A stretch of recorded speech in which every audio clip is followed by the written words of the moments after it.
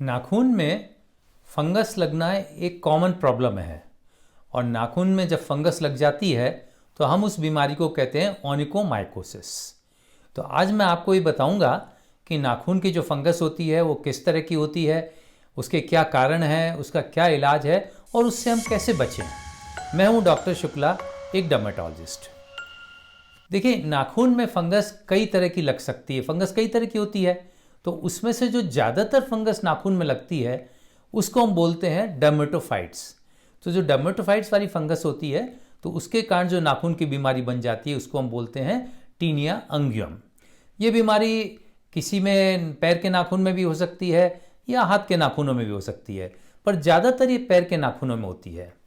अब ये नाखून की बीमारी होती कैसे, फंगस कैसे लगती है, उसका क्या कारण है, वो मैं आपको बताता हूँ।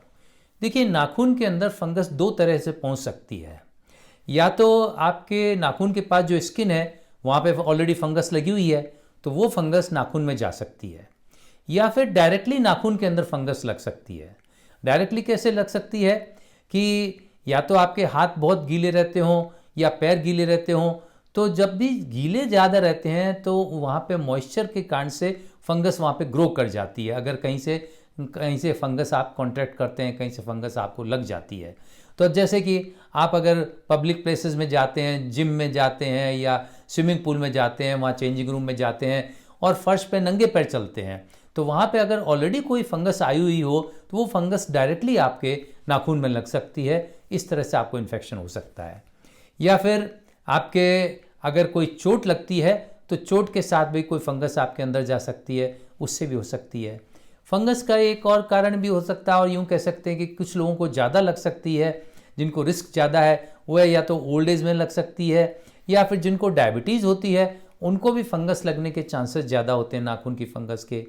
या जिन लोगों की इम्यूनिटी कमज़ोर होती है या कोई उनको बीमारी है जिससे इम्यूनिटी इनकी कमज़ोर हो रही है तो उनको भी नेल फंगस हो सकती है। या कुछ ऐसी दवाइयाँ आप ले रहे हैं जो इम्यूनिटी को कमज़ोर करती हैं, जिनको हम बोलते हैं इम्यूनो सप्रेसिव ड्रग्स, तो अगर ऐसी कोई दवाइयाँ ले रहे हैं जिससे इम्यूनिटी कमज़ोर होती है तो भी आपके फंगस लगने के चांसेस ज़्यादा हो सकते हैं। या कोई नाखून की कोई बीमारियाँ होती हैं, जैसे कोई सोराइसिस हो गई, तो अगर ऐसी कोई बीमारी होती है तो भी नेल के अंदर फंगस लगने के चांसेस ज़्यादा हो जाते हैं।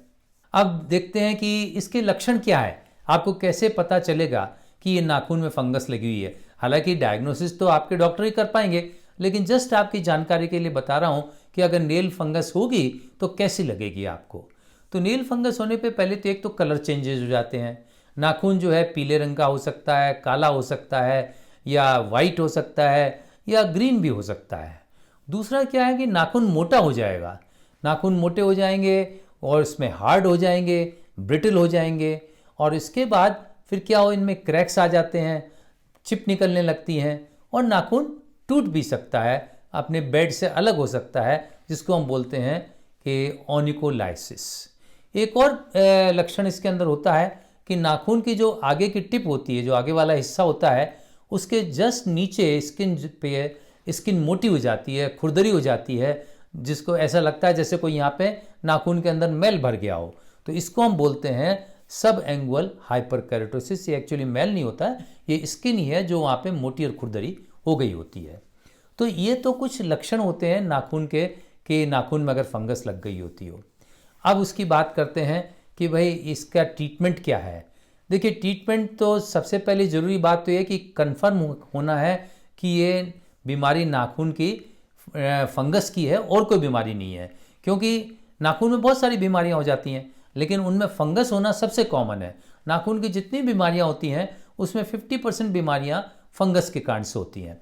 तो सबसे पहले तो आपको कंफर्म करना पड़ेगा कि ये नाखून के अंदर फंगस है और दूसरी कोई बीमारी नहीं है। जैसे नेल के सोराइसिस भी हो जाती है, लाइकन प्लेनस भी हो जाते हैं और बहुत सी बीमारियां हो जाती हैं। तो उसको कंफर्म करने के लिए क्या करते हैं कि नेल की एक स्क्रैपिंग लेते हैं।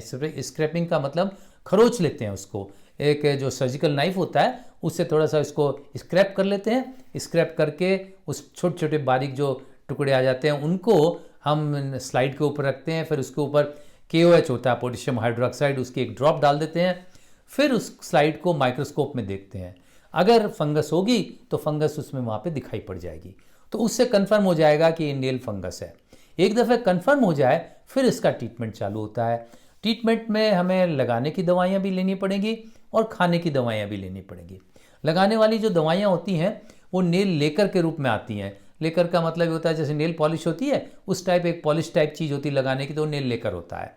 तो नेल लेकर में के दो दवाइयाँ ज़्यादातर काम में लेते हैं, या तो हम साइक्लोपिरोक्स लेते हैं या एमरोल्फिन लेते हैं।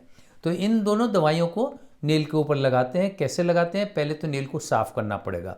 साफ़ करने के लिए जो नेल कटर के अंदर जो फाइल आता है उससे हल्का सा घिस लेते हैं इसको, और घिसने के बाद फिर वो नेल लेकर को इस पर लगा देते हैं, और लगाने के बाद इसको छोड़ देते हैं और सूख जाता है। 1 मिनट के अंदर 2 मिनट के अंदर सूख जाता है। तो ये आपको हफ्ते में 2 बार लगाना पड़ेगा। जिन नाखूनों में फंगस लगी हुई उनमें इस तरह से करना पड़ेगा, चाहे हाथ के हों चाहे पैर के हों। लगाने के अलावा आपको खाने की भी दवाइयाँ लेनी पड़ेंगी। अकेले लगाने से नाखून ठीक नहीं हो सकता। तो खाने वाली दवाइयों में हम ज़्यादातर जो है आइट्रोकोनाजोल का यूज़ करते हैं, या दूसरी दवाइयाँ जो हैं वो या तो ग्लाइसोफल्विन है, फ्लूकोनाजोल है या टर्बिनाफिन है। इन दवाइयों को भी यूज़ करना पड़ता है। और इनका जो ट्रीटमेंट चलता है वो थोड़ा लंबा होता है। जो हाथ के नाखून है उसके लिए 2 महीने ट्रीटमेंट लेना पड़ता है, और जो पैर के नाखून है उसके लिए 3 महीने ट्रीटमेंट लेना पड़ता है। लेकिन ये जो पैर के नाखून का ट्रीटमेंट कभी कभी लंबा भी चल सकता है।